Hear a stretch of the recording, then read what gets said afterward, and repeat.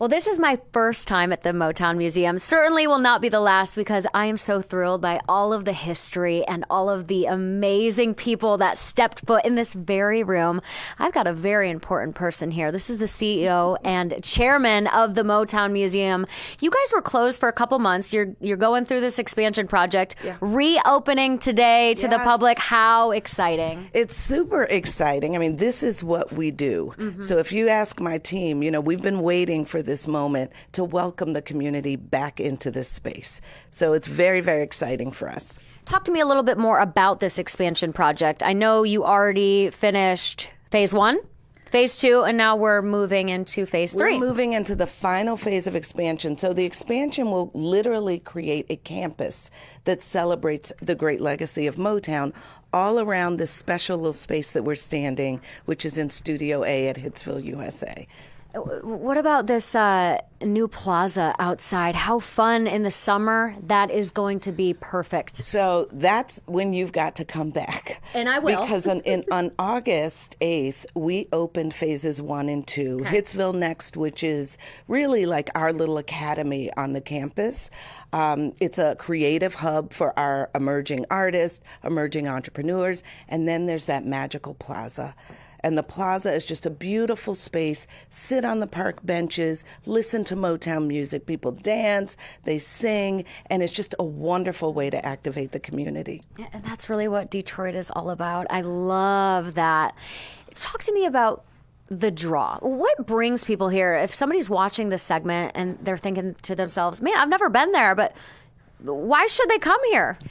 Motown is this magical space where we're standing, Studio A. When you think of the music that came from this space, everything Motown created from 1959 to 1972 was in this space. Artists like Stevie Wonder, Diana Ross and the Supremes, the Four Tops, Temptations, Marvin Gaye, they all got their start right here where you're standing. And so you can't get this anywhere else in the world. Detroit's very, very fortunate to be able to call this space home, and vice to be home in Detroit. So it's just a special space, and there's something about the nostalgia. If you grew up in this area, this reminds you of those best childhood memories. And if you didn't grow up in it, there's an inspiration that you get here that you just can't get anywhere else. Wow, you seriously nailed it. And how lucky are we, right? Absolutely. Okay, so the tours start again today. Tours start again today, and I will tell you, as much as we've been waiting on the community, they've been waiting on us. We are already sold out all morning long, and still have a couple spaces left this afternoon. All right. And how do people get tickets? So it's simple. You can go online on motownmuseum.org and order your tickets. You can take a chance and come down, but I wouldn't recommend that when the demand is so high. Oh, my goodness. Amazing. Thank you so much for having me out here. This is truly fabulous. It really is. We are reporting from the Motown Museum in downtown Detroit. Erica Francis, Fox 2 News. Thanks, Erica, for the full rundown on this Motown story and much more. You can access Fox Soul's video on demand with any of our streaming partners. And don't forget, Soulmates, to download the Fox Soul app. It is absolutely free. And being a native Detroiter, it's good to see stories like this because it reminds you of how unique of a city that you come from, and all of this talent, this cornucopia of talent. But it's also but you know what?